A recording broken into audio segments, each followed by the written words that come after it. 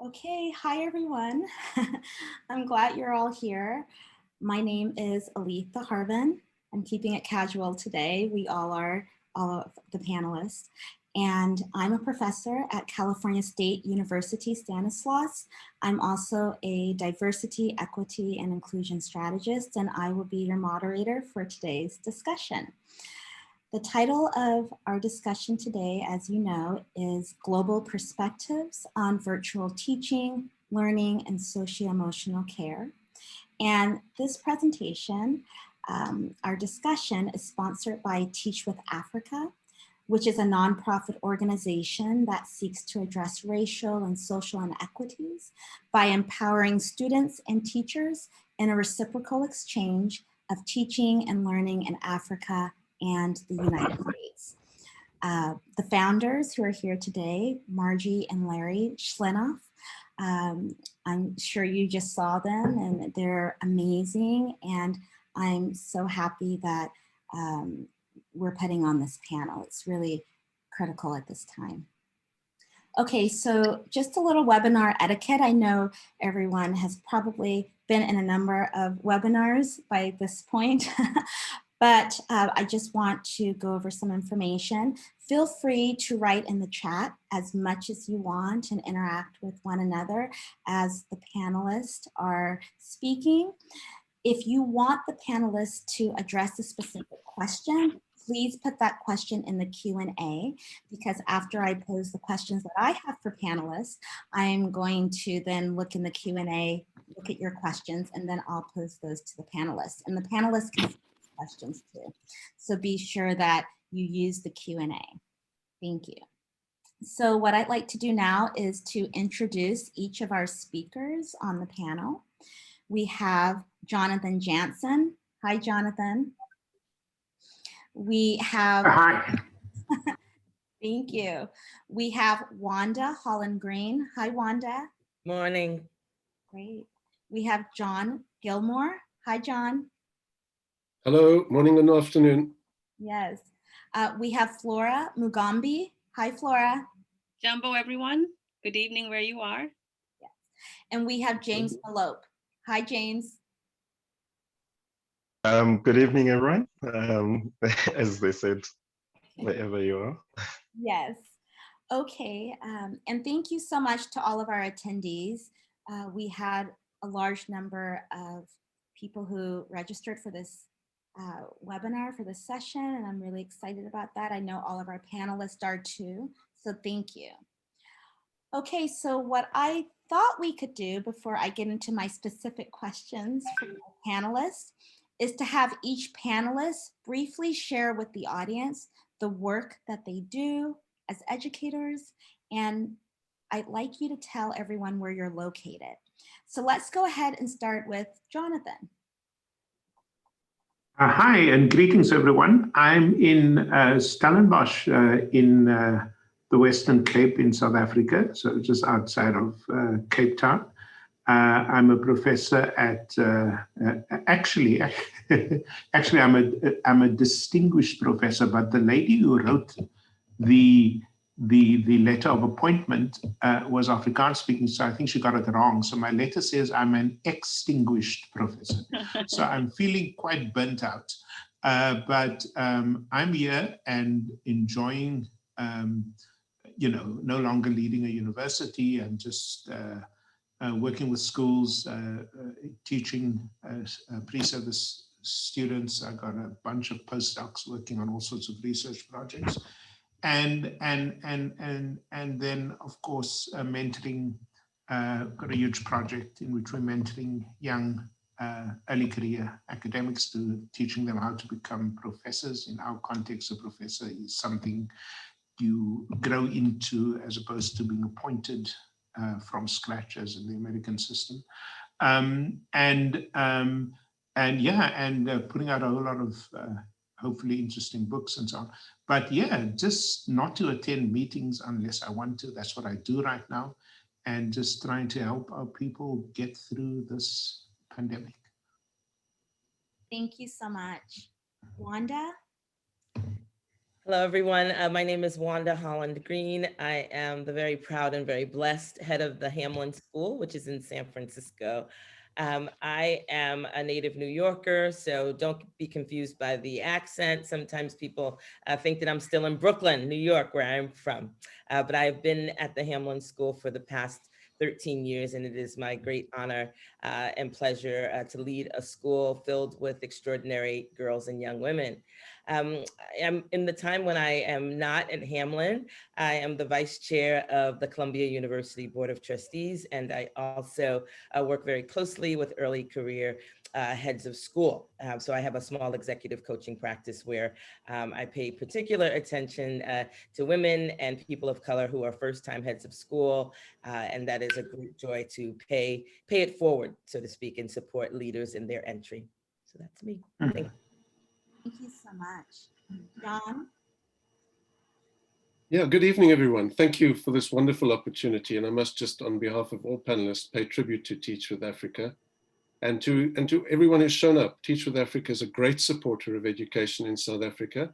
I'm sitting in Cape Town, and I'm responsible for being the executive director of the LEAP Science and Math Schools, 6 schools across the country, and also the executive chairperson of the Global Teachers Institute, which is set up in order to pave the way for new aspirational teachers to come into the profession as activists. And so my work is really change-making work, and I'm also involved as the chairman of an organization called Bridge and a number of other entities, trying to bring coherence in the sector, in the non-government organization sector, and connect with government. And also look beyond that through the Club of Rome, where I'm a full member of the Club of Rome, look to actually take the work that we have, and the learning and the knowledge that we've acquired, and spread it into sub-Saharan Africa with the support of so many of the people in this room. Thank you. Thank you so much. Flora? Jambo, everyone. My name is Flora Mugambi Mutunga. I am at the Town School for Boys, also in San Francisco. But by way of introduction, I was born and raised in Nairobi, Kenya, and then came to the States for my undergraduate and graduate studies. Teach with Africa has been a partner school with us for a number of years now, and we have seen the work that we've been able to leverage with emerging educators in South Africa, with our teachers here, and it is a partnership that I am so proud to be a part of. Thank you. Thank you so much. And James? Good evening, everyone. I'm James Malope. Just got married. So yes, I think that's something that I shared. Please do not mind the video because my bandwidth is bad, but thank you very much for having me in the space. I am basically a school leader at Leap Science and Math School in Diepsloot, a township called Diepsloot. And I'm also the national instructional leader of the Leap Science and Math Schools. And I'm also a past student of Leap. Thank you. Thank you so much. I appreciate it. Thank you all. Okay, let's go ahead and jump into our questions. So before I get into my first question, I definitely want to recognize that we are in a pandemic, and it's this ongoing pandemic, right? And it's posed a lot of challenges, but it's also been really insightful, I think, for a lot of educators. So one of the greatest challenges has been really moving from or transitioning from on-ground or face-to-face teaching and learning to online or virtual teaching and learning. And so my question for all of you is, how has that transition been for you? The educators with whom you work, and also the students who you serve. So how has that transition impacted you and those around you? Let's go ahead and start with Wanda. Thank you, Aletha.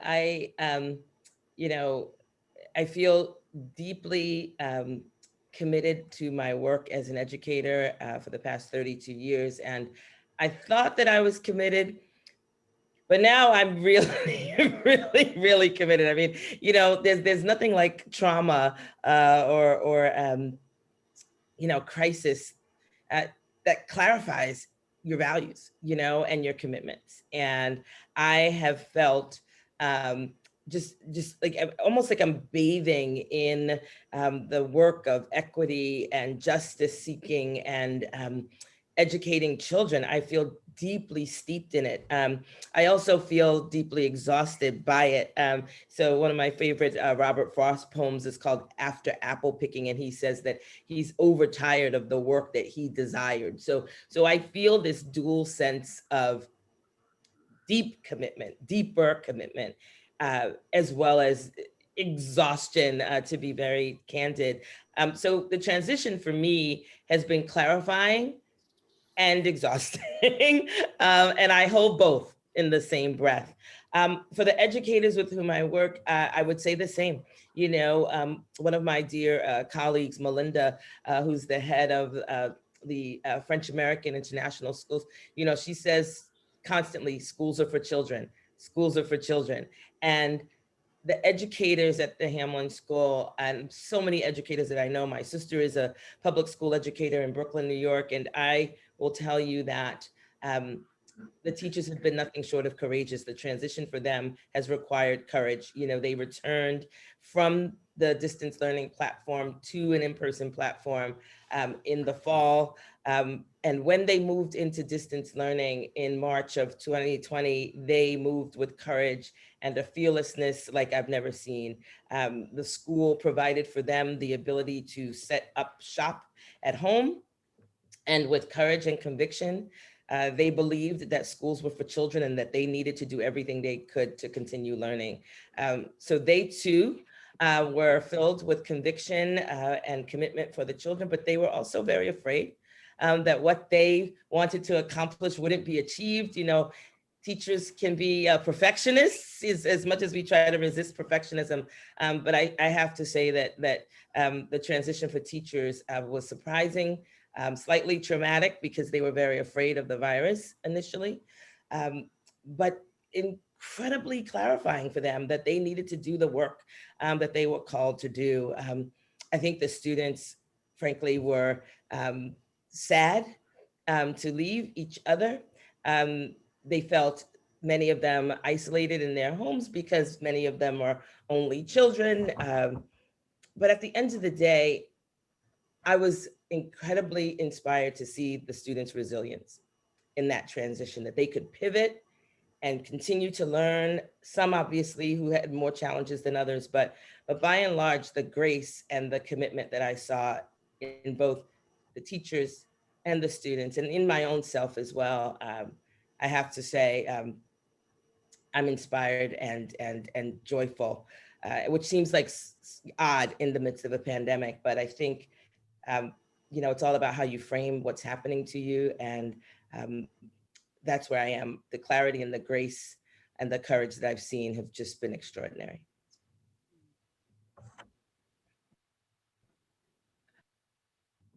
Aletha, you are muted. Thank you so much. Thank you for what you said, Wanda. I can see that, I agree. Flora?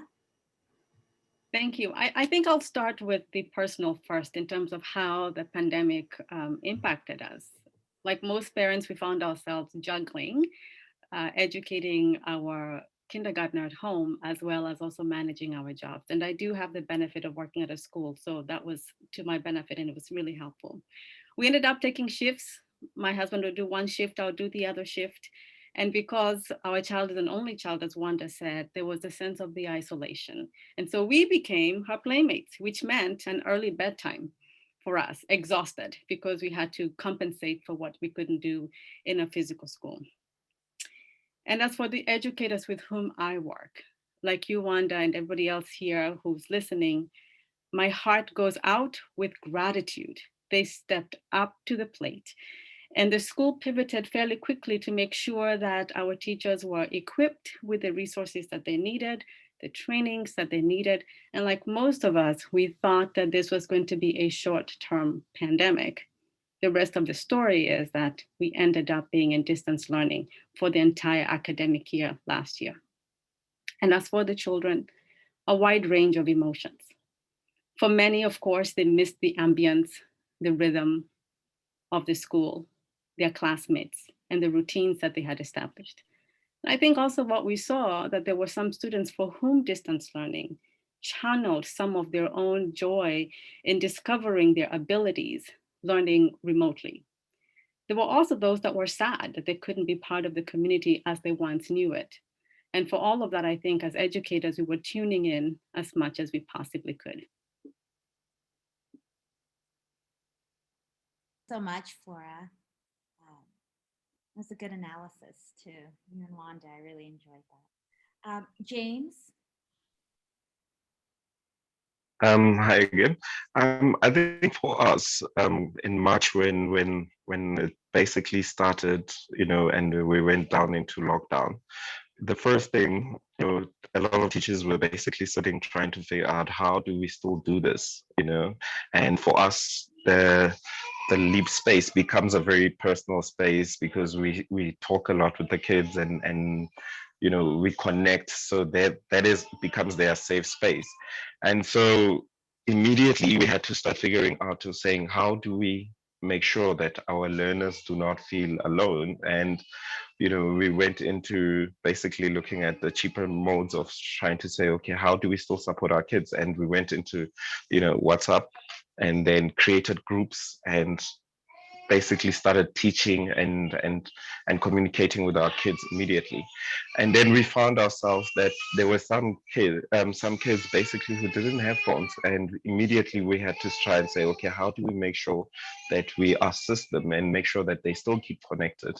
And we started basically fundraising, and that led to us getting cell phones for those kids who didn't have, and also raising some funds for data, because we understand the kids that we work with come from basically previously disadvantaged communities, and we had to say, okay, how do we make sure they still keep connected and everybody has access? And so my teachers basically started working and making sure that they can still support the kids, not only educationally, but they also had to look at the emotional side of the kids, because as I said, LEAP is a very sort of a space where we share a lot. And so we had to keep on saying to them, okay, guys, how do we assist you in most of the things? So teachers were basically teaching online and trying to assist the kids, and kids who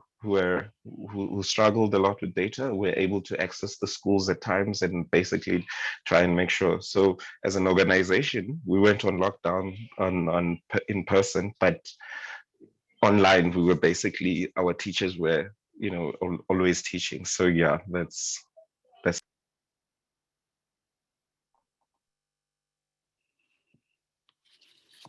Thank you so much, James. I appreciate what you had to say. John? Yeah, I don't want to talk too much about my own personal experience, because obviously there was loss and there's pain and there's frustration, but really the period has been an awakening period for me to realize the scale of the problem, the scale of the inequity in this world. And the reality is that COVID-19 left 250 million children in primary and secondary schools alone out of school with no contact. That's a UNICEF figure. And in South Africa in 2020, 500,000 children accessed online support out of 13 million children.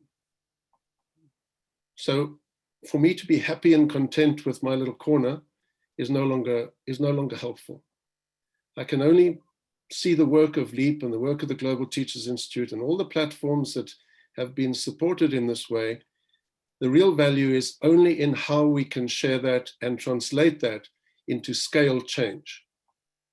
And I think the pandemic has brought out an anger in me that is long overdue, that I need to be part of calling out the reality of inequity. We have to leapfrog assumptions about economically disadvantaged students. We cannot think of incremental solutions any longer. We have to look at significant transformative interventions, which mean doing school differently. So I put that on the table because we also, as a country and a continent, pay the highest prices for data. So in the space where the need is greatest, the obstacles to bridging that divide, which is not only an economic divide, it's a digital divide, and it's a learning poverty divide, become more and more difficult simply because of this huge greed in the world, where those who can make profit at the expense of the pandemic continue to make a 25% profit. The richest 25 people in the world, on average, increased their wealth by 25% in the year 2020. That's scandalous. And why am I going to keep quiet about that? Well, my decision is not to. Thank you. Like you said, this pandemic, this transition to distance learning, it has definitely, there's definitely a very large light, right? That is now on all of the social inequities that are being experienced by so many students in schools. So we do need to speak up and really address it. Thank you. Jonathan? Yeah, thank you. I'm so inspired by what I just said. And whenever John speaks, I feel like marching somewhere. I don't know where, but just to march. Look, I like John. Initially I felt quite guilty, when the pandemic broke and we were in lockdown, hard lockdown, because, I have a room here at home, as you can see, office space. I've got 24/7 Wi-Fi, food to eat and a job, And then I said to myself on day 2 of the lockdown, this is nonsense. You've got to leverage your privilege to make a difference. And so I got involved in hundreds of projects. It feels like that, from raising funding for schools to continue school nutrition feeding schemes, we raised quite a bit of funding for schools to continue to employ teachers who were not paid by government so that they can stay on in the poorest schools, and things like that. But on the more creative side, what we did is to reach out to schools and to kids, and we gave them prizes, and we had a few hundred kids sending us stories. So I put it together in a little book called Learning Under Lockdown, which is stories of children's experiences from primary school to high school, including a preschool kid, by the way, telling us what their experiences are struggling to learn under lockdown. We then submitted a few weeks ago a book on teaching under lockdown. So those are the voices of teachers captured in one book. And towards the end of this year, we'll have another book on what's it like as a parent to teach your kid at home during the lockdown. So we decided that to use our creative juices, to give a voice to teachers, parents, and kids to say what this is about. And that has been incredibly revealing. So just to refine a little bit what John so usefully pointed out, one of the things we found is that when the pandemic broke, you could really, South African schools split in 3 directions. So what was always there as an inequality now becomes very visible and in your face, The one was that the privileged schools, mainly white schools, but also some of the elite, Black schools, transitioned seamlessly from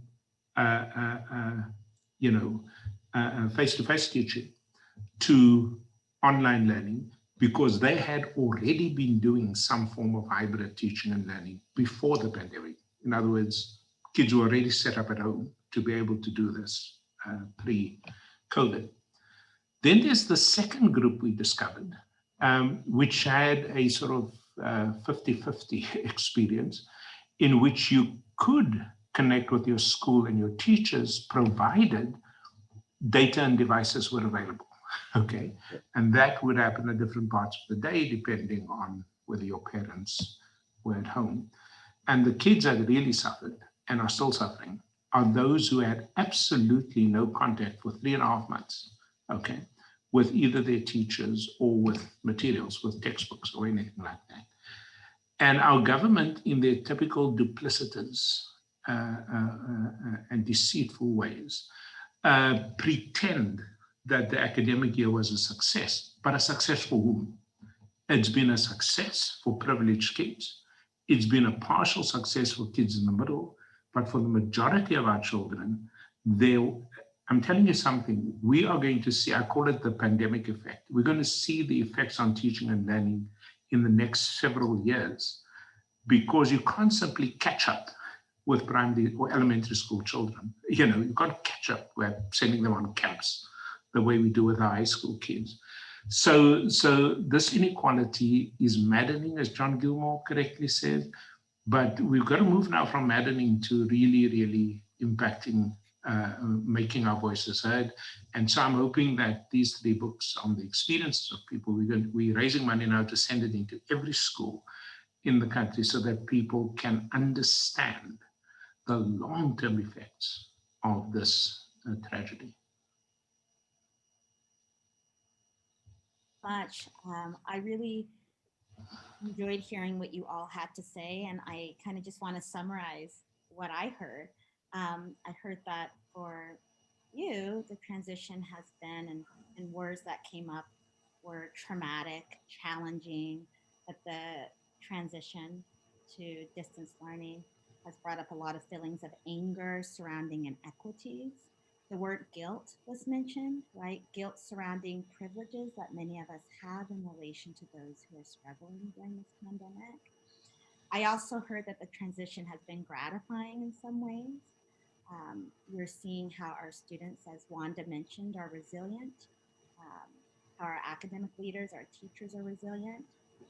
But I'm thinking of what Jonathan and John both said. It definitely sounds like we need transformative solutions. So John mentioned that, particularly for our most vulnerable students, as Jonathan pointed out. And again, just, those of us with privilege, and we all have different forms of, different types of privileges. We really need to work hard to make a positive difference in children's lives. So I appreciate everything that you all had to say. Okay, so as educators, we know that caring for students' social and emotional needs is really important for their mental health, their sense of belonging, which is critical, and their academic success. Can you discuss how you and the educators that you work with have addressed students' social and emotional needs as they relate to online virtual teaching? Flora, let's go ahead and start with you. Thank you, Aletha.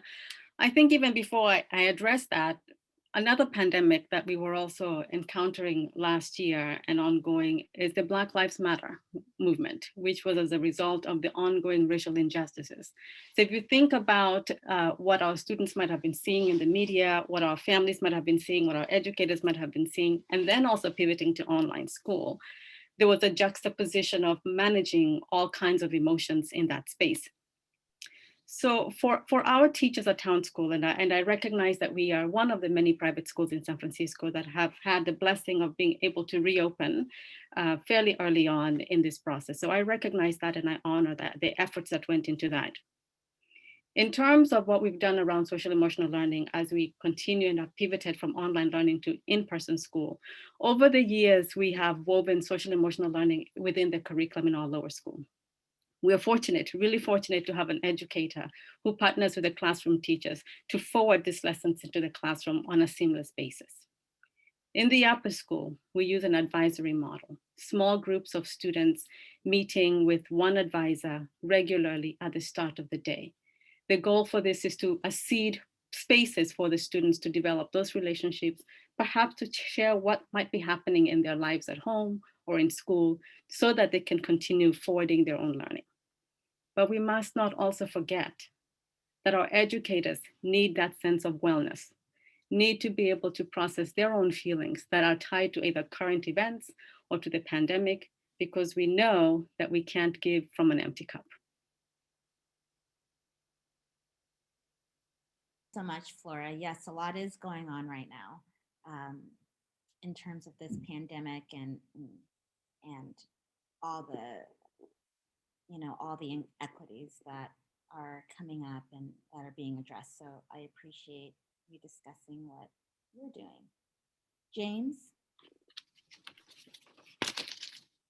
From my side, I think one of the things, as I mentioned, was that, LEAP is a very personal space. And so we had to look at how do we still support the kids. And that's where we, as I said, we created a WhatsApp groups where they could be able to share in the space and say if there's any issues. And the teachers basically made sure they contact the kids, calling them and just trying to find out how they're doing personally and all that. And we also, we decided that, as teachers, we'll make ourselves available if any of the kids maybe needed any support from home and things like that. But one thing that we also did, I think most of the times during the pandemic, I was at school and trying to find out, kids who needed food, kids who needed like clothes or things like that. And we created the space where we said to them, if you need food, please make yourself come to the school and then we'll assist you. And we also, we were working quite a lot with Dane Finn College, which is one of our partner schools, and they assisted in, every sort of week they would provide food for the kids, and then we would just let them know on the WhatsApp and connecting with them. And the kids would come, even the parents sometimes would actually come to the space and bring and actually come and say, look, we need some food and things like that. So we tried our best to support them emotionally, and we also try to make sure that every time we would talk about our values and caring for each other and things like that, especially creating the LO space and things like that. So yeah, that's how we tried our best to support them. Thank you so much, James. Wanda? One of the things we haven't touched on, and I know this to be true for myself as a person who is constantly trying to, as Flora said, secure my own mask before helping others. We haven't talked about the physical impact of this trauma on children, right? There's the socio-emotional, and I'll get to that. But I think part of how trauma and stress shows up is in the physical self. One of the books that I have kept close by me is a book called The Body Keeps Score. I actually have it right here. I don't know if you've seen it. And it talks about the way the body itself responds to adverse conditions. Nadine Burke-Harris's book, The Deepest Well, also comes to mind as she talks about adverse childhood experiences, and this is one.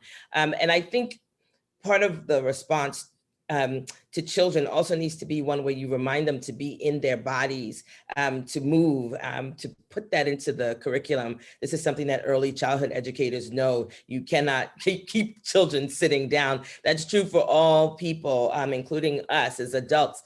When the children are moving and we're incorporating physical movement into the day, stress hormones go down, it reduces inflammation in the body, it enhances actually the neuroplasticity in the brain. If we're, telling kids they need to go to sleep on time, I need to tell myself to go to sleep on time and not check email until all hours of the night, to practice mindfulness, to take deep breaths.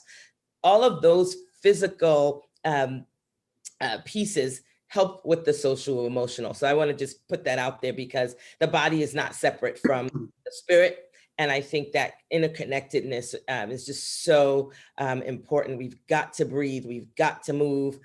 Whether it's just walking around your kitchen table, jumping up and down a few times, we've got to incorporate movement into the way we think about children and adults. The movement and the mood are connected. The other quick things I'll say, our program, immediately when it went to virtual, we went to pass-fail grading. It was a way to take down stress from the children. We made adjustments in the time. in how long periods were, what time school started, what time school ended. You know, levity is so important.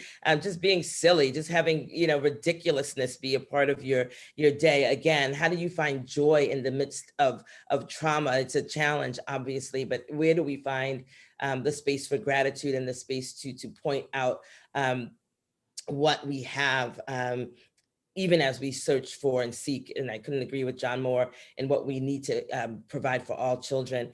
I really truly believe that this idea of looking at the children, it has to come first.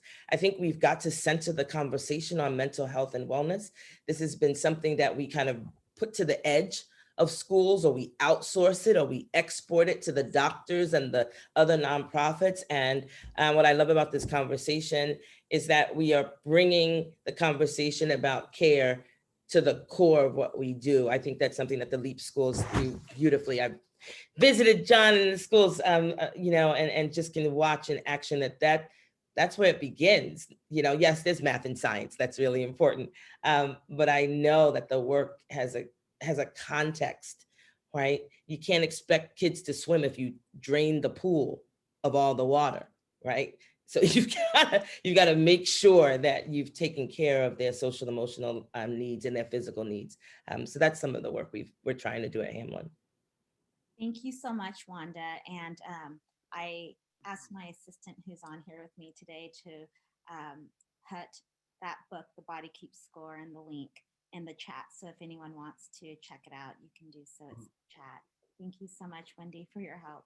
And thank you, Wanda. I really liked what you had to say about movement and mood and how that's connected and impacts students. And then also pass-fail grading, I think is super critical at this time. I know all schools aren't doing that, but it does alleviate a lot of stress and anxiety that our students might be experiencing right now in this pandemic. Okay, John. Yeah, the pandemic has really heightened my awareness too around the tension around what social emotional care really is. And why does it take a pandemic for us to start to prioritize it? Social emotional care, in my view, should be replaced with social emotional development. Because when you use the word care, you're talking about, you know, care of the aged, care of the passive people who need help. And we're at risk of pathologizing normal childhood, adolescence in times of crisis, youth at risk, because we detach the social emotional support from academic learning as though they operate separately. This is no time for teachers to leave support and development to psychologically trained experts. Every teacher is a social emotional being operating in a social emotional relationship and framework, and every action by every teacher has an impact on social emotional development.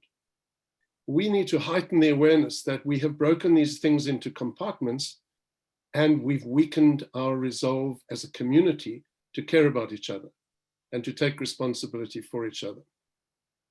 So why do we think about providing care and we don't think that providing insight is part of wellness? Providing insight, metacognition, the ability to process, the ability to think about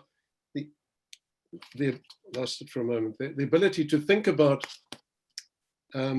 why I'm feeling like I'm feeling and what my choices are, rather than I must give you something to make you feel better. Because in me giving you something to make you feel better, you will need me more. And that's not care. So we can open the door to a lifetime of therapeutic support by giving permission for that, by giving everyone an entitlement to individualized attention in a time of crisis, instead of weaving back into the very nature of our humanity, which is let's care about each other and for each other. So as a learning and developing person, development doesn't happen because I'm listening to you tell me what I should be doing. It invariably happens when I'm bold enough to feel safe enough to speak and I feel heard. Sometimes I speak and I know I'm not heard, and that weakens me. So advice robs me from my self-discovery. And I think we're in a phase now of wraparound support, cotton wool, in order to prevent the hurt. We cannot prevent hurt. We have to teach children how to manage their pain. And that's what wellness is. Wellness is not a destination. It's not an end game. It's a process of me developing the skills to know what my choices are and to have choices. So what James describes about the children of Diepsloot is they don't have choices. They're hungry. So we create that choice, but within that, create the conversation, because it's the engagement that is where social emotional development happens. It's not in the advice giving. And it's our job to ask the right questions rather than to provide the right answers, and to listen attentively rather than talk confidently, and to be vulnerable rather than to be expert, and to care by engaging rather than talking to the child. I'm going to talk to that child. Don't do that. You're imprisoning that child. You may even be further oppressing that child. Talk with that child. Listen to that child. Ask the child what care they need. Ask them where their priorities are, and don't tell them what you think they need. This is a huge lesson for Africa, because we can't, there's no model that provides in the West for dealing with trauma across, 2 billion people. So we've got to change and be innovative within this language as well as within the actions. Thank you. Thank you, John. I quickly made a note here as you were talking. You said insight is part of wellness. And I liked what you had to say about guidance and how we can't prevent hurt, but we can help children to manage their pain and manage their trauma. And that's extremely important. And then also to ask children what kind of care they need. Because you're right, a lot of times we don't ask children, and it is important to do that. That's part of social and emotional care. I'm really enjoying this conversation, hearing what everyone has to say about social and emotional care. Okay, Jonathan?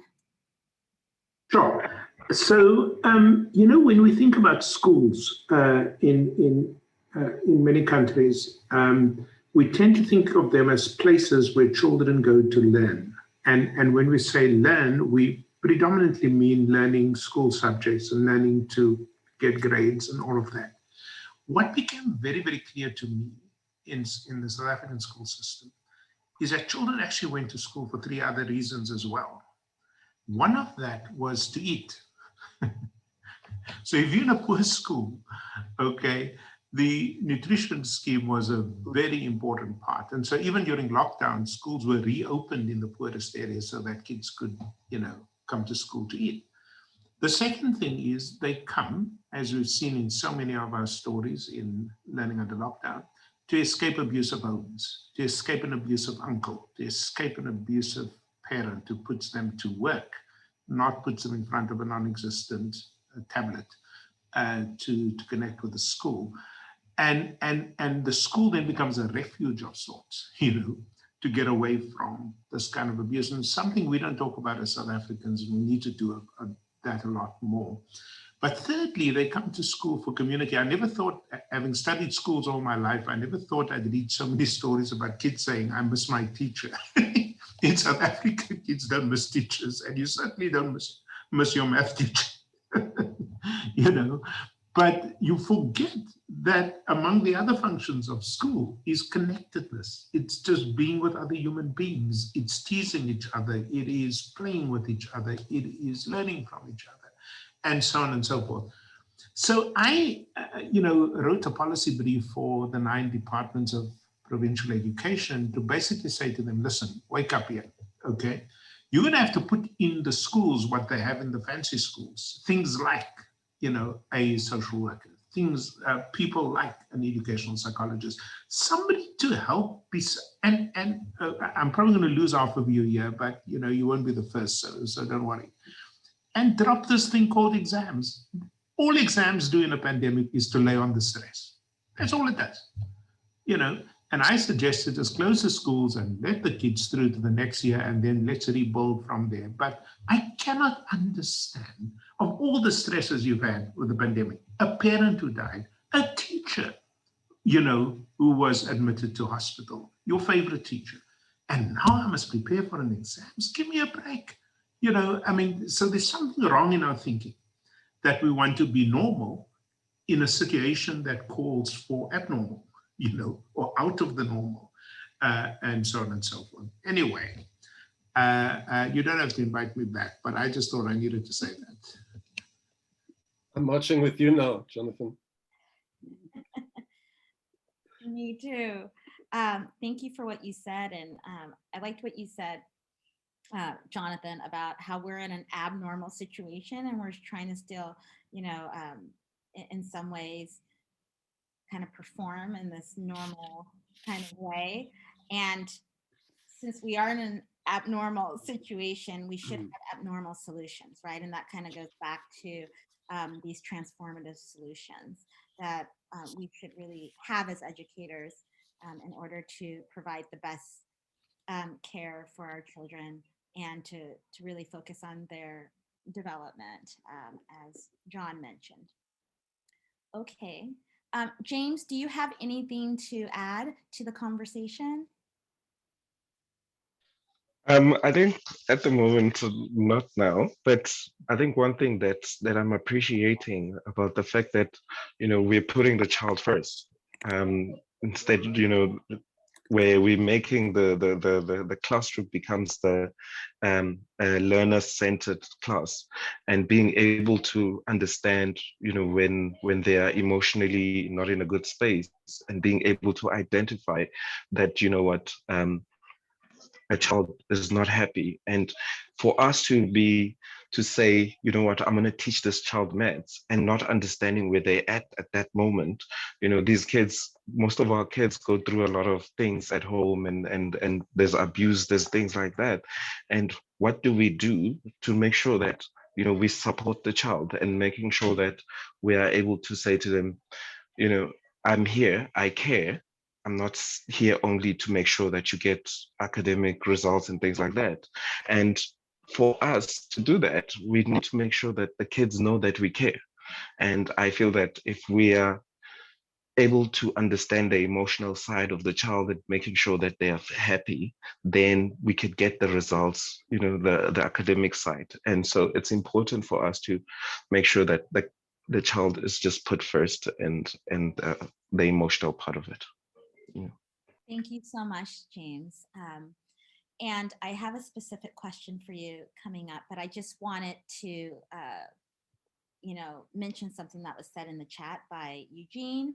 Eugene said that he asked the students, what do you want to do? And then efforts are tailored from there in order to meet students' specific needs. And I think that's really important. I know everyone's been mentioning that so far on the panel, so I appreciate that. And John really highlighted that. Okay, so I do have some targeted questions based on the work in which you're all engaged. I would like to start with you, James, and I'm trying to stay cognizant of the time as well, because I do want to get to our Q&A, but these are really just insightful nuggets that you're kind of dropping on everyone, so I really appreciate that. Okay, James, I know that you run a school in South Africa. Can you talk to us about what's happening on the ground at your school in terms of how teachers, students, and caregivers are experiencing this pandemic? The network is bad, so can you just please repeat that? Sorry. Absolutely. I said, can you talk to us about what's happening on the ground at your school in terms of how teachers, students, and caregivers are really experiencing this pandemic? You've already talked about it to some extent. I was wondering if you could give us a little more insight on what's happening there in South Africa. I think for us, it has basically, we sort of moved into where kids come to school on rotational basis. And so we need to really be aware of, what is happening week to week with the kids. And obviously the kids not being at school, and making sure that we connect with them all the time. The teachers have basically made sure that they support the kids all the time, as I said, and academically.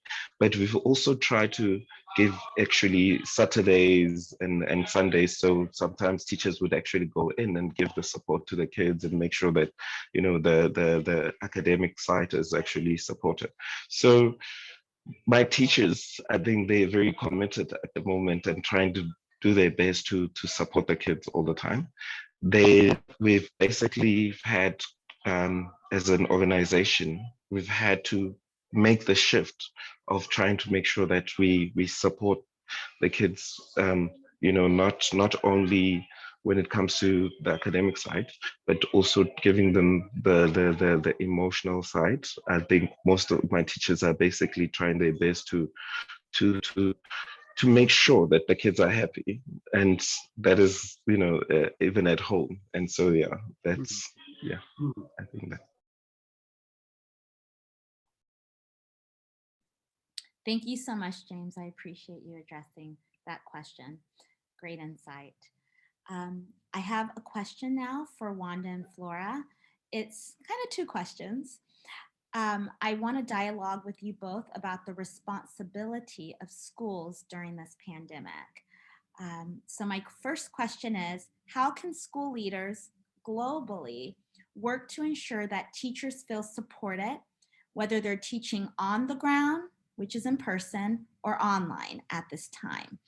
And then my second question is, what can school leaders do to address the concerns of students and caregivers during this ongoing pandemic? So you kind of talked about this to an extent, but I was wondering if you had any additional insight, especially given the social inequities that we are seeing.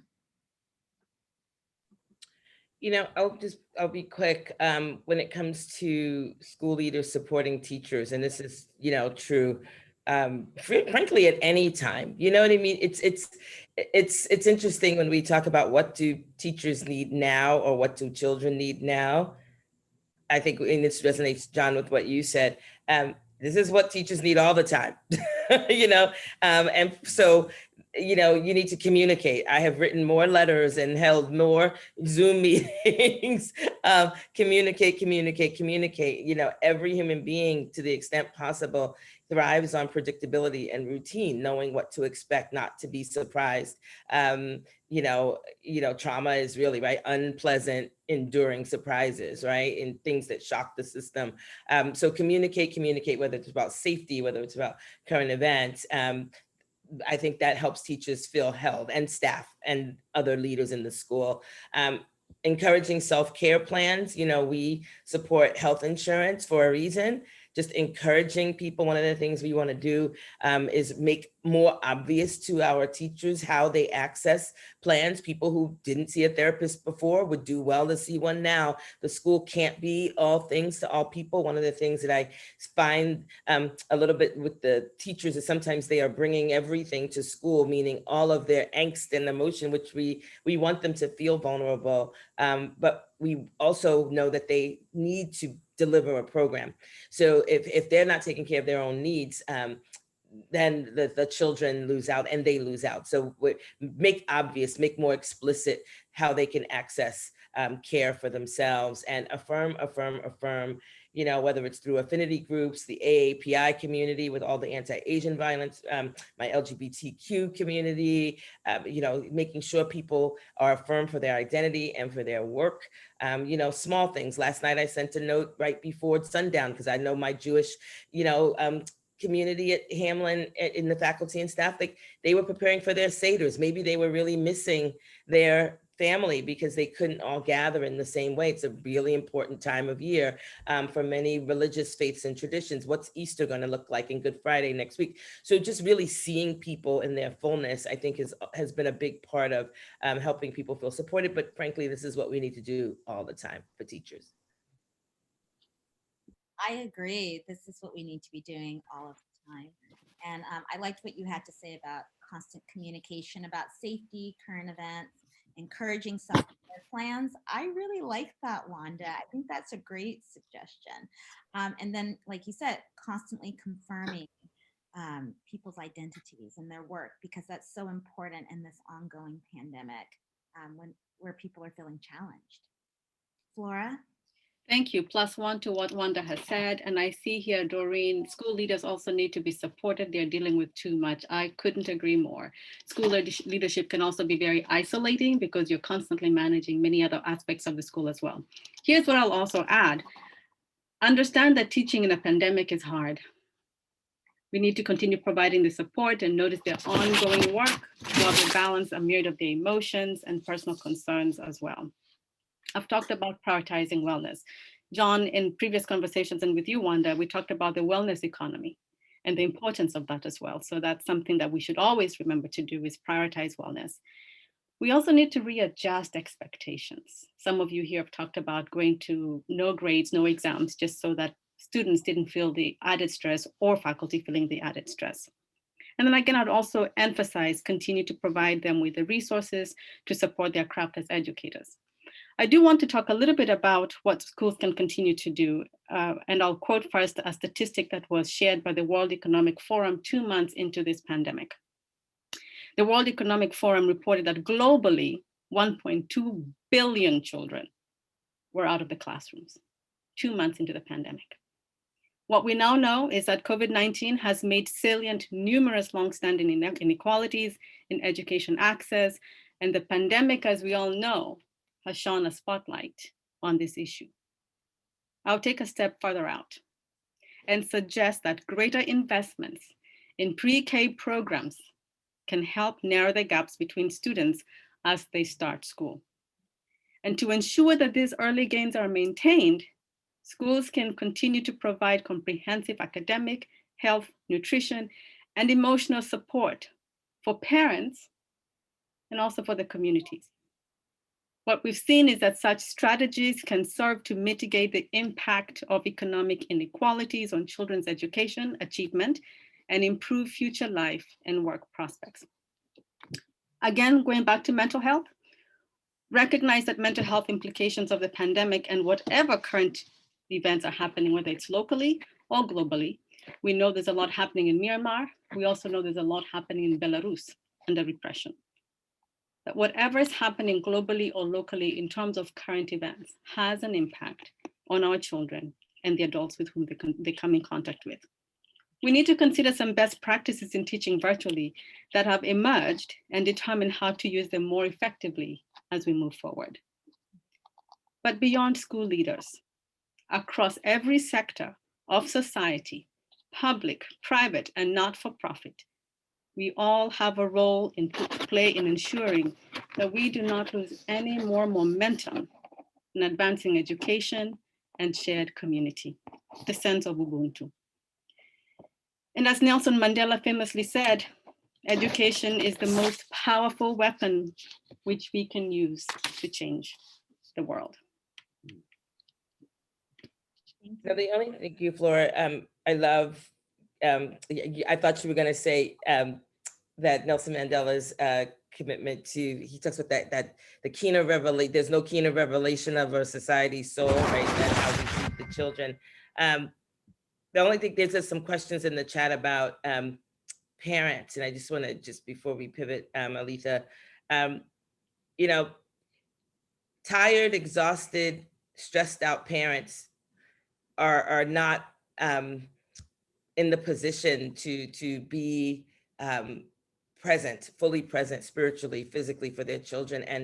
And this work of having your child right next to you, or your job just went away, or your hours were reduced. I think the empathy that we have, and empathy goes, you know, but so far, right? But direct support to families from schools. Schools might need to support families in ways that are different.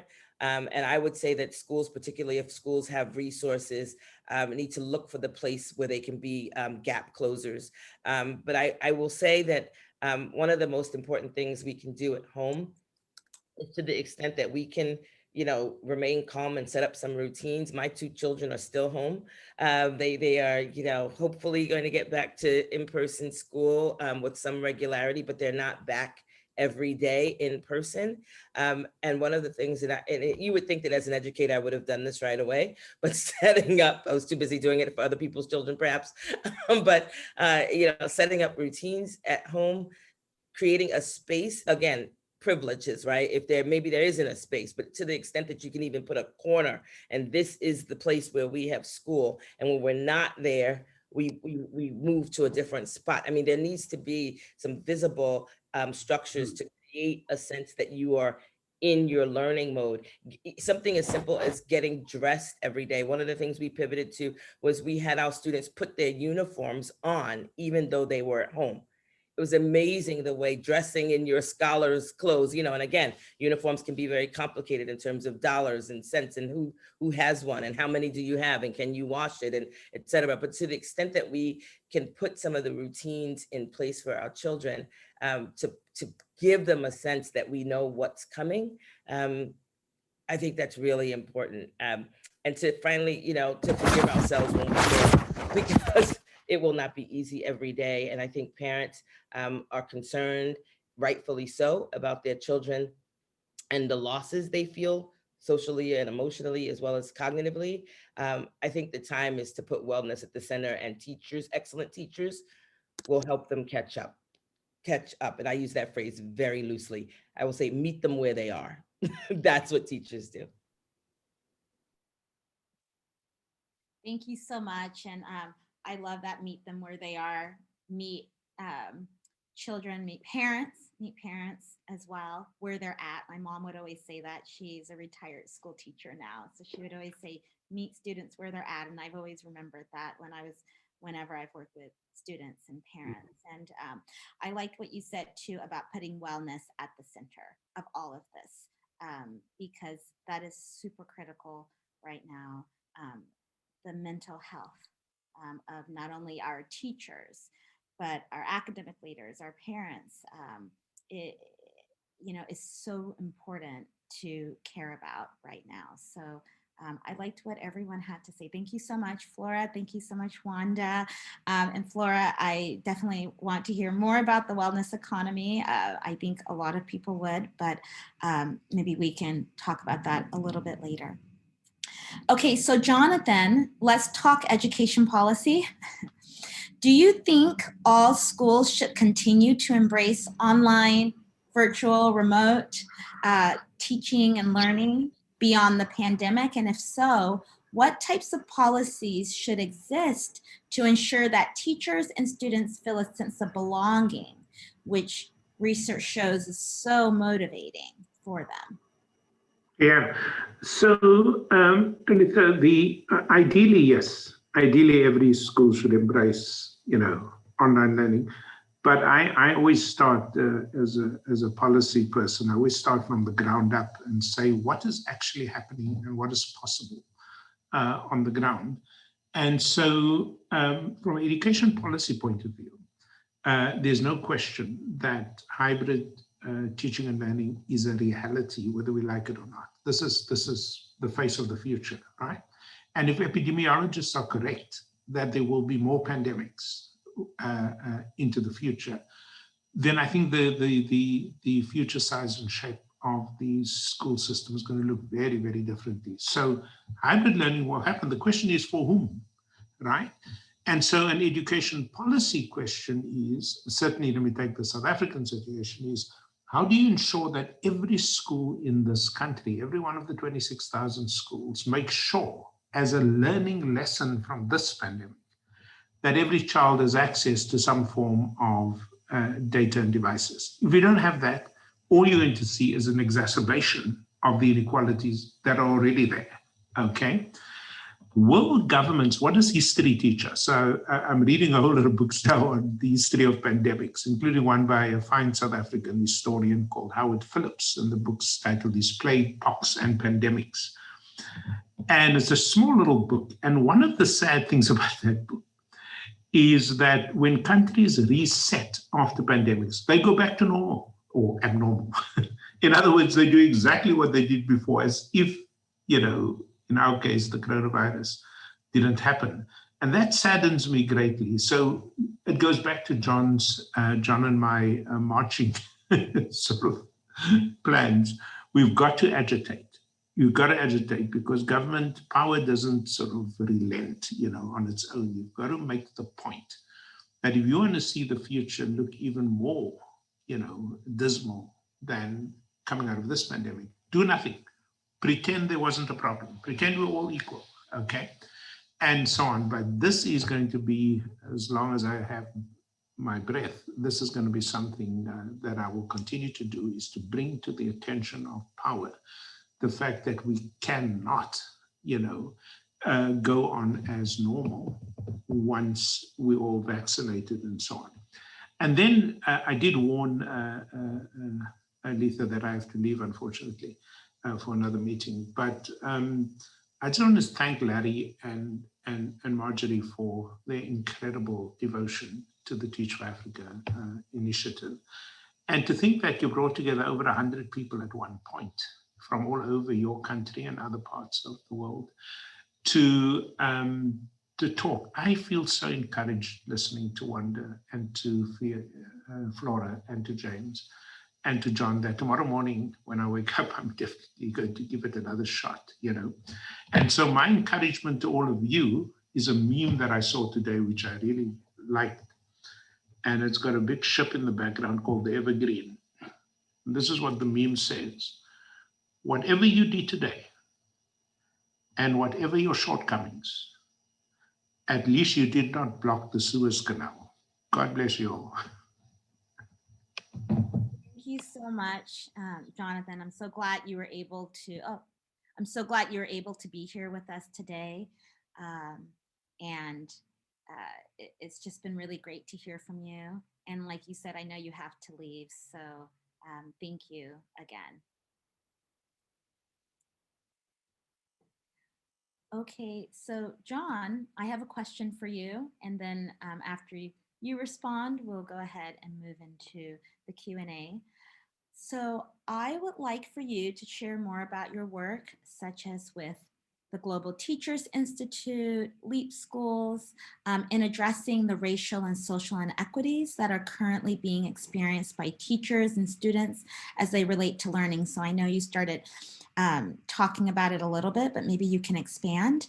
And yeah, I just want to know what you have been doing as an educational leader. Thank you. The march is very much with us, and it's going to have to be an international march against this inequity challenge that we are staring in the face right now. Bloomberg's year-end report on the wealth of the world's billionaires shows that the richest 500 people on the planet added 1.8 trillion to their combined wealth in 2020, accumulating a total net worth of $7.6 trillion. Africa's population is 1.3 billion, and the nominal GDP is 2.6 trillion. That's 1/3 of the accumulated wealth of the world's top 500 people. What are we teaching in San Francisco? What are we teaching in Johannesburg, in Cape Town about that?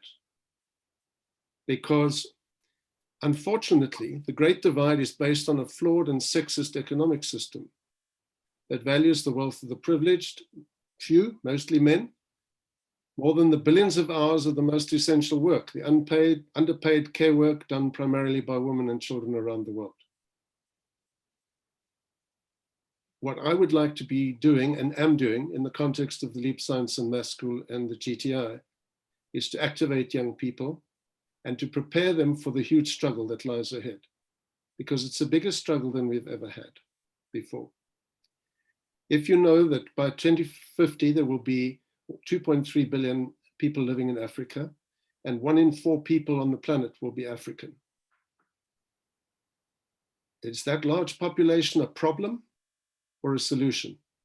That depends on what we teach and how we go about it. So through the Global Teachers Institute, we're working to inspire and develop young people who are leaving school to become facilitators of learning and activists and learning justice leaders. And I know there are a lot of young people in this call from the Global Teachers Institute, from the Jake Scoville group that Jonathan is also part of, that have made this decision, not just to become teachers, but to become activists. And I would venture to suggest that the teachers of the present and the future, the difficult part is to make that transition to activism. And that requires a raising of one's own consciousness and an shared accountability for having the right conversation and for counting what needs to be counted and not counting what we can count. Because that whole exam thing is we count what we can count and we hope that it makes us feel better. but we don't know how to put a count on what needs to be counted. Over 10 million secondary school teachers will be needed by 2030 in Africa to meet the demand for secondary education. That's the work of LEAP, to create young people who aspire to become teachers and leaders, but also teachers. 12% of our students select to become teachers. 3 of our 6 schools are led by students who were, including James, who were students at LEAP and who've aspired to be part of the change. And we've got to find that extra 10 million teachers and make teaching, not teaching, but activism. Change makers is who we have to be. And now, does that mean it's just the poor countries that have got this problem? The pandemic has shown us that our problem is your problem in America, and your problem in America is our problem. We have to actually understand that we have a global problem, not just a global pandemic. And we've got to find global solutions. I think the models that we're building, the micro models of Town School, the micro models of Wanda School, and various pieces of work that are being done, we've got to start asking the question, how do we distill the learning, and how do we share it, and how do we take it into Africa as a priority and support that work? And so I'll grab the opportunity to say, teach with Africa, not for Africa. The preposition was deliberately chosen, teaching with Africa. Teach with Africa has a role to play and has played that role, and we pray that you will continue to play that role. And so to the people in this room, from Team for Tech, from Chicago, from multiple platforms, Marguerite Calloway, people who've supported this work relentlessly, Eugene Lemon, the Hidden Genius Project, all of these solutions which are siloed, and by necessity they start that way. We have to develop the vision quickly to go beyond the silos and to look for the connections and to empower a global social movement that recognizes that a basic human right is quality education that prepares me for a wellness economy. Thanks, Aletha. Thank you so much. I like that, a wellness economy, right? It's just so important. And I like everything that you had to say. Thank you so much. I appreciate it. And I know the Global Teachers Institute is doing so much.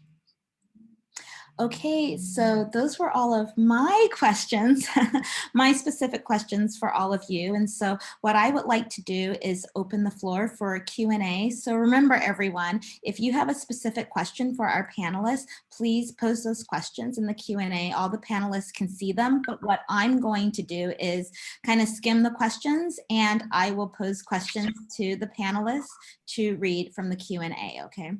So we have been getting questions in. I'm really excited about that.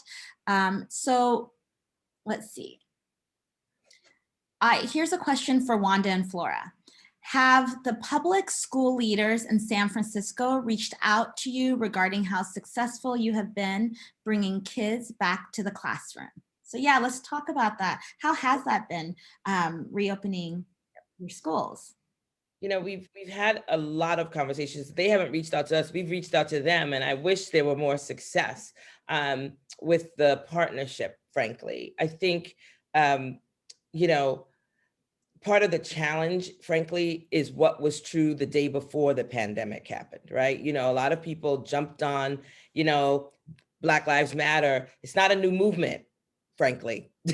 It was seen as, you know, subversive and awful. And, you know, the founders were on the watch list. You know, they were not central to what we were thinking. So whether we're talking about COVID or we're talking about racism or we're talking about anti-Semitism, some of this stuff was going on. A lot of this stuff was going on beforehand. And so how do you create innovation and people who want to pivot when they weren't filled before the pandemic? So someone asked a beautiful question about what do we think makes a difference between people who want to give more. The people who gave more had resources before the pandemic started, so they could give more because their cup was already more full. If your cup was on a quarter, a quarter full, you then, when someone kind of jolted you into this horrible space of a pandemic where you were literally fearing for your life, then you didn't have as much to give. So I don't think there's anything fundamentally more noble or more committed about a teacher in an independent school than a public school. What I think is that the resources are different, and how we went into this pandemic set us up for even worse inequities during the pandemic. So you know, I feel so strongly about the connection between public and private schools. I went to public and private schools in New York. Frankly, I went to public school longer than I went to private school as a student. So I know that there can be excellence in both settings.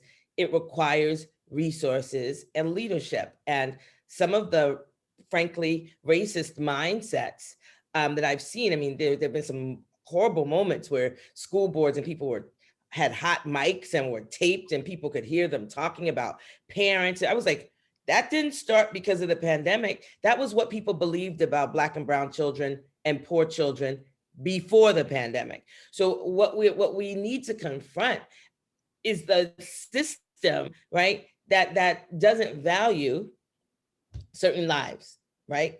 And that's part of what I think is the underpinning of why isn't this moving fast enough? And it doesn't, you know, I'm not a cynical person. I wouldn't be an educator if I was cynical. But the reality is that people move more slowly when they don't value the thing that needs to be taken care of. I'm just gonna, you know, and you can argue with me. I like you know, debate, but I don't think people are moving as fast because are those children dispensable? Do we need them in the world? And the answer is, of course we do. Those lives are precious. Those children are us. They're not separate and distinct. And we've been reaching out to public schools constantly, but the union is challenging to manage. You know, you can't pivot as quickly. I've offered our spaces. I know my colleague Lori Durbin, who's the head of town school and works very closely with Flora. A bunch of us have offered that maybe we can use our spaces this summer. Our spaces have been approved by the Department of Public Health.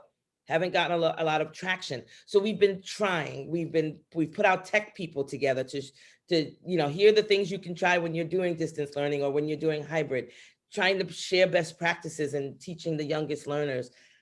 In a small city like San Francisco, you'd think it would work more fluidly, but it doesn't because there's a lot of bureaucracy. But the independent schools and the parochial schools that have been able to open are willing and ready to be supportive. And we need the leadership. We need a superintendent who's going to pull us all together. We need, you know, because the individual principals don't have the autonomy to make widespread change in their particular schools in the public system. And I'm ready and have been ready. And it's just been a really steep mountain to climb. I don't know, Flora, if you want to add to that.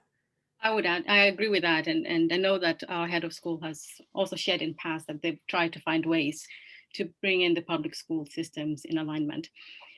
We've reached out in terms of service learning to the public schools, one particularly in the mission that is hardest hit. Their family members were hit hard with COVID. And when I was in conversation with that particular school, what they shared was that at this point, the bandwidth to take on anything else was too much. They weren't sure what would happen with their teachers. And it was really more of a space where I was listening to where they were coming from and how we could be of support. We're beginning that relationship, and I'm hopeful that at some point we'll be able to do some service work reflective on both ends for us. Thank you for the question. Thank you so much. And just to kind of go back to what you said, Wanda, which I really liked, people move more slowly when they may not value something, right? And or someone, or you know, like look at our, like you said, the children who are suffering the most, right? And so if we really value our most vulnerable students, we need to move quickly, and we need to really address what's happening with them and the challenges, and make sure that all our students are succeeding and feeling this sense of wellness too. So thank you. Let me get to, okay, so I want to make a quick note, everyone. Okay, so I know that we were supposed to stop at, what was it? I know my time's a little bit. 11:15 our time. 11:15 my time, California time. What time is it, John, in South Africa? 8:15. 8:15. Okay, so yeah, I know we were supposed to stop a little while ago, but if if you all are okay, I would like to maybe go for about 15 more minutes, maybe 10 or 15 more minutes, just because we do have a lot of questions in the Q&A, and I would definitely love for all of the panelists to look at the questions, see if there's a particular one that you want to address. But I have a question here. It's from a South African student, and I wanted to just read that, and I'd love for everyone to address it if they can. So I am a South African student studying at the University of Cape Town. What piece of advice would you give to an aspiring teacher who is stepping into their teaching profession in the years to come, particularly connecting virtually? I really like that question. Well, let me say, join the march. You see, the march is really a social movement of people who want to flip the system. We have to go to transgressive education. We have to teach children and ourselves to break the limits that we've created for ourselves. We've learned that in terms of neuroscience, that fixed mindsets can become growth mindsets, and that we can in fact learn things differently from the way we previously thought. So the rugged individualism that has plagued our world has got to be substituted with honest, open, interdependent thinking. And we've got to understand that a hurt to one is a hurt to all. And we've got to teach that. So if you're coming into the profession, don't come in alone.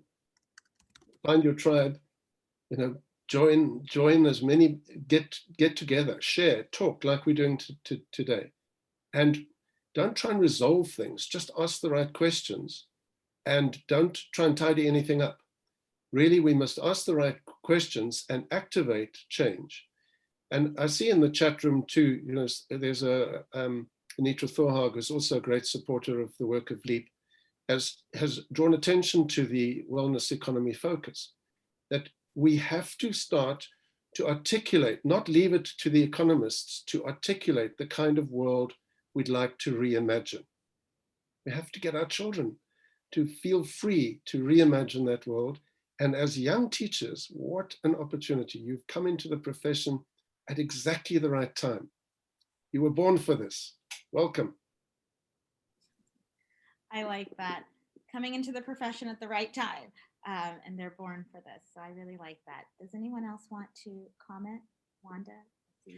I was looking at a different question, but you tell me. Go ahead, Wanda. Just there's this I began my career with early childhood, and I have such deep respect for people who have had a child younger than the age of 5 at home during this time.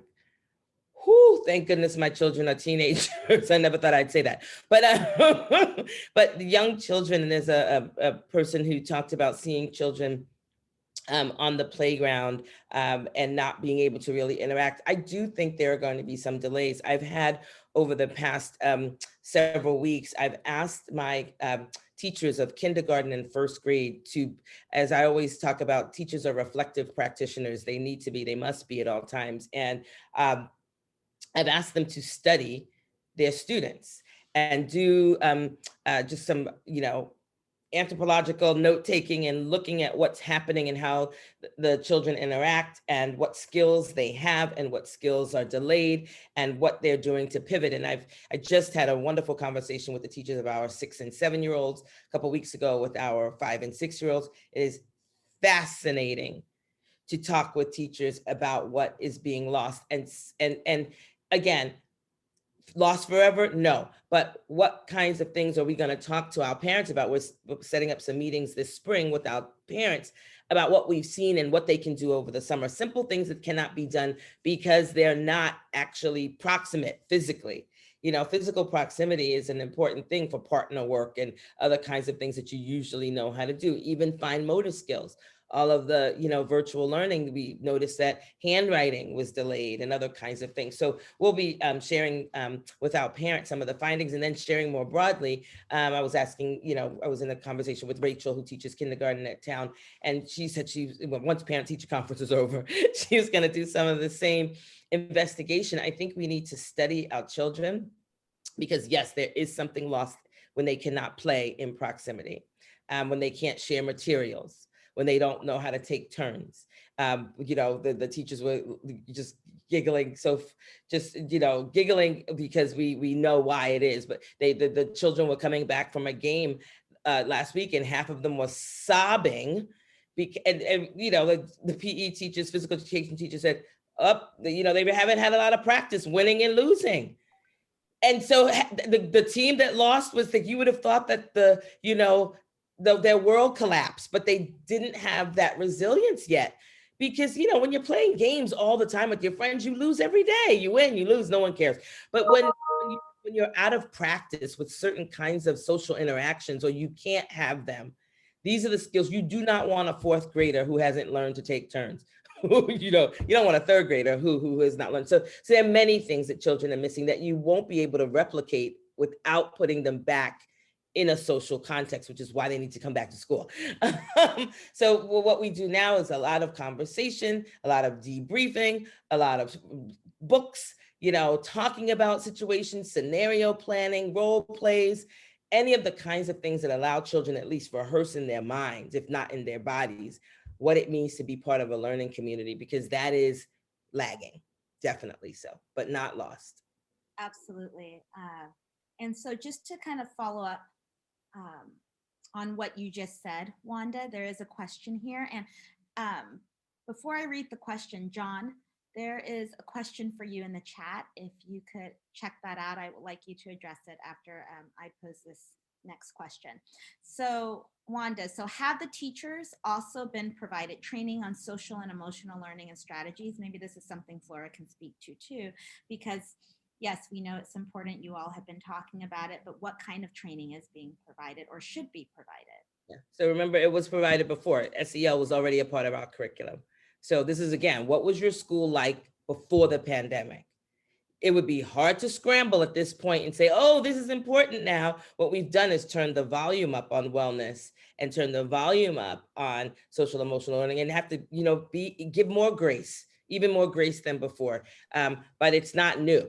So the training happened long before. We use a program called the Toolbox Project for grades K through 4. We have a very strong advisory program based in the philosophy and framework of the Institute for Social and Emotional Learning. It's called IFSEL, wonderful place. That is the basis of our advisory program. We also pull from Responsive Classroom, but this was all true for years.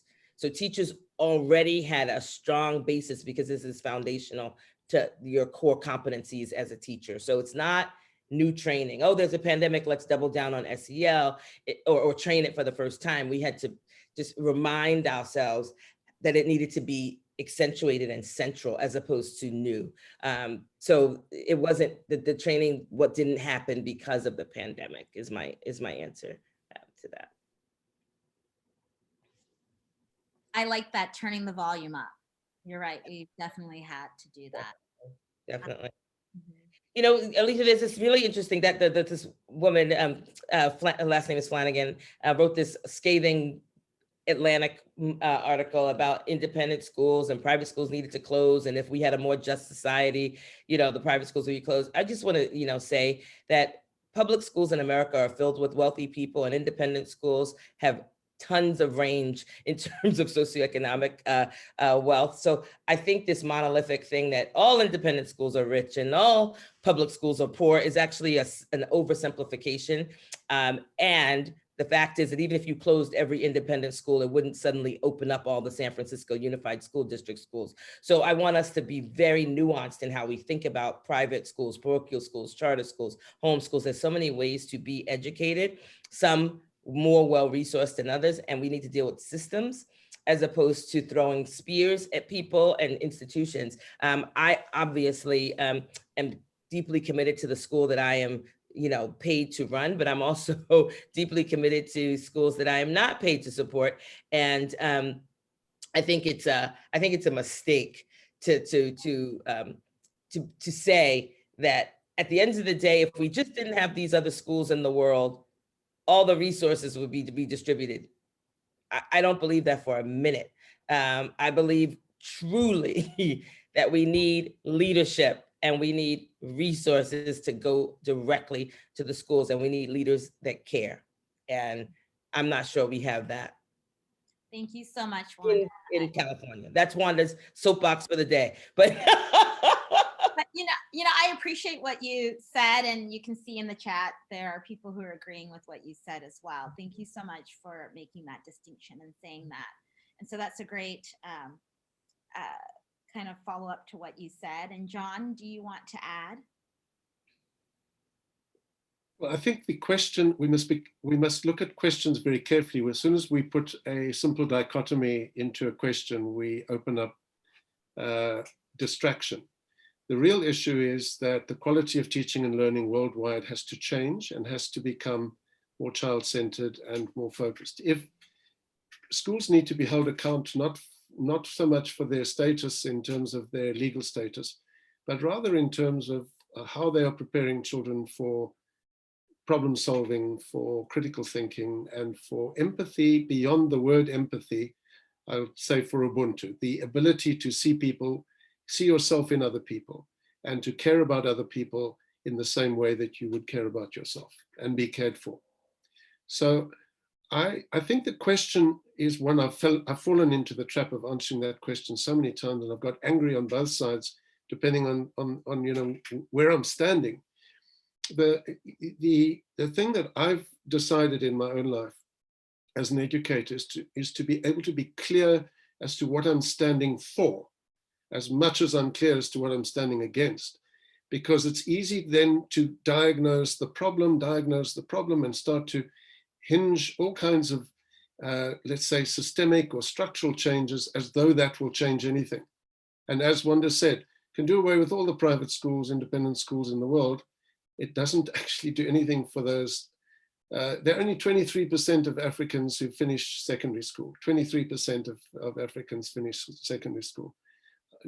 Do away with independent schools and let's see how that changes. Nothing changes. So, but put pressure on independent schools, as Wanda does, and I know Wanda does that. And in fact, her very presence in the school she's in puts pressure on that school. And there's the risks that people took, was to break the it's a transgressive decision. We're going to break the expectation and take the risk on that, and we'll see what happens. But let's make it work. We've got to do more of that. Thank you so much. And I would like to take or pose one more question from the Q&A box here, and then kind of wrap up. So the question here is, are there outside resources, or are there resources out there that provide mental health support for children specifically? So do you all have any recommendations for those who are seeking to learn more about providing mental or really working with children, on their mental health?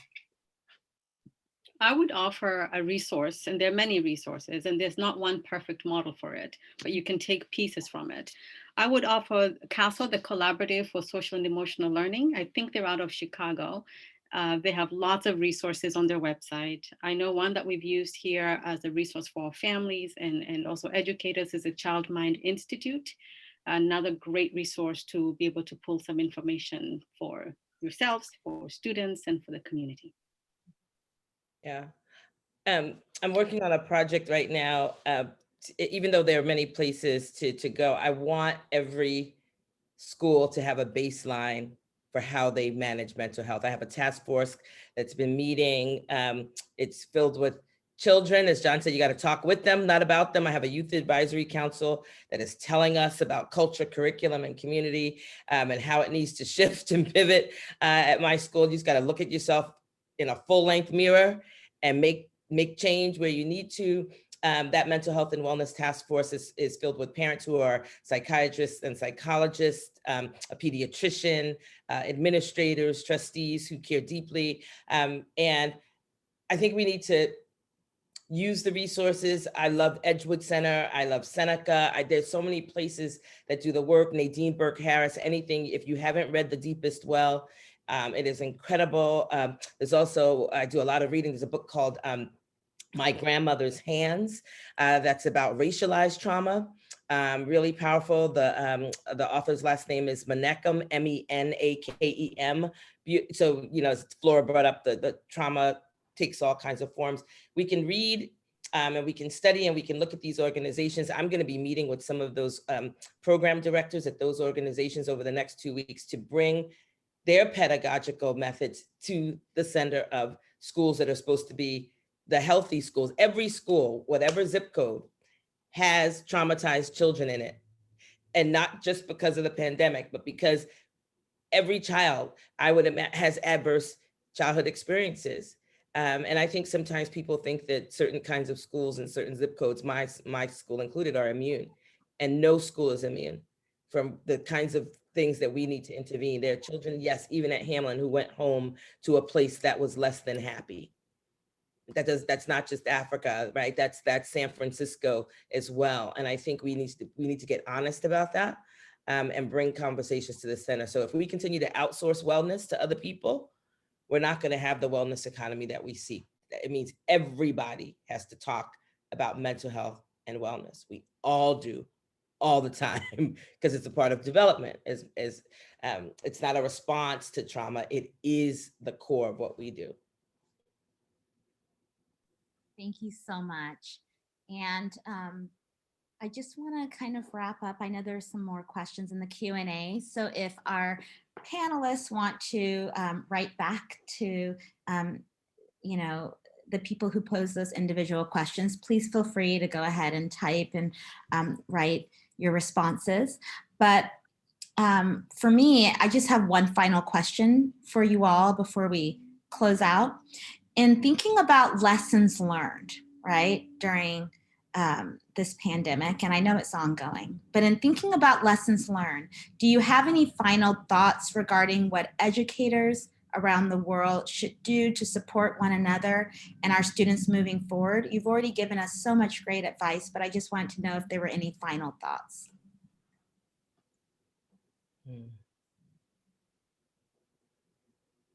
I think the lessons learned are lessons affirmed rather than learned.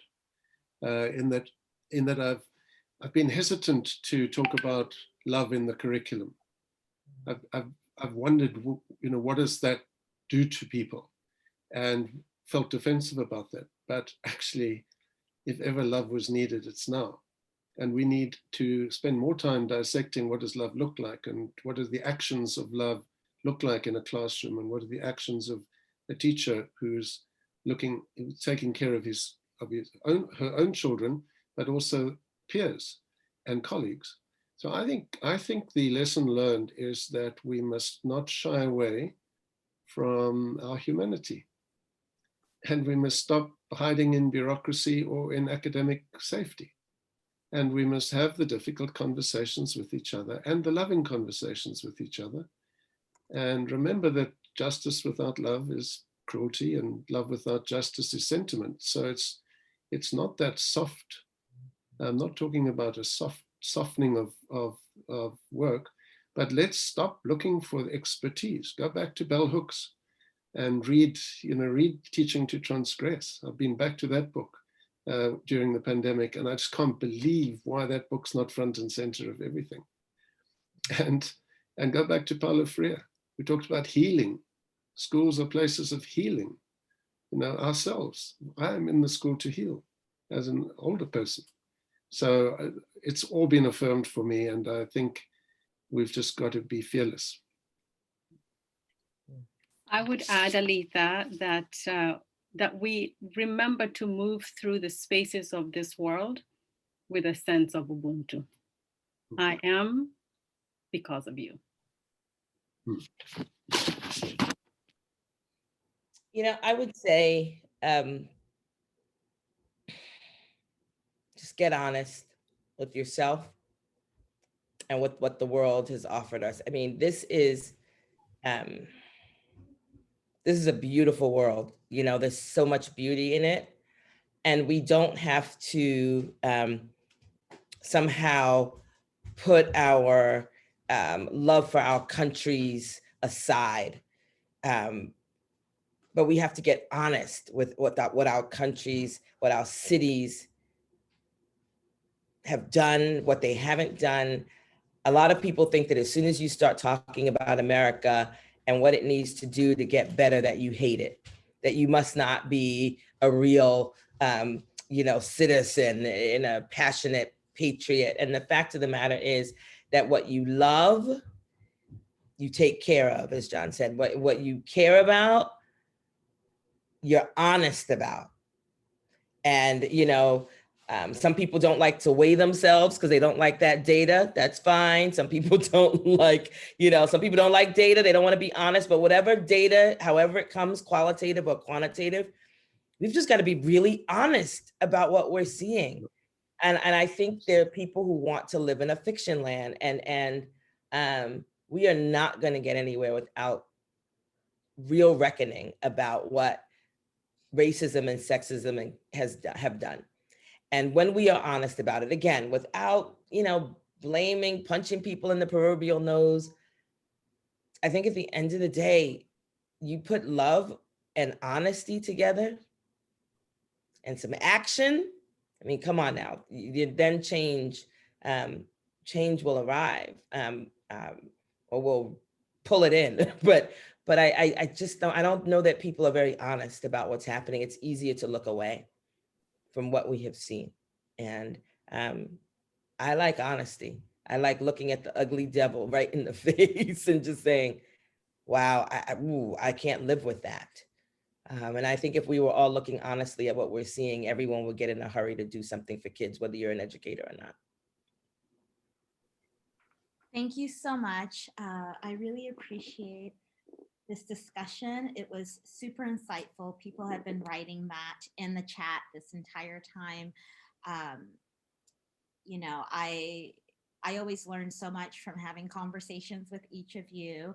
We're all educators, and I know we're doing so much right now during this pandemic to address the needs of our colleagues, to address the needs of our students. And I think this conversation just gave a lot of really great insight on what's currently happening, not only here in America and in South Africa, but where we need to move next, just globally, as educators. So thank you so much. And I'm glad that parents were talked about too, our caregivers, because they do have a lot on their plates, and we do need to be cognizant of that. And also, just work with our parents in order to really, help their children to succeed. And I really like this economy of wellness. This is huge. Everyone just kept mentioning it on the panel.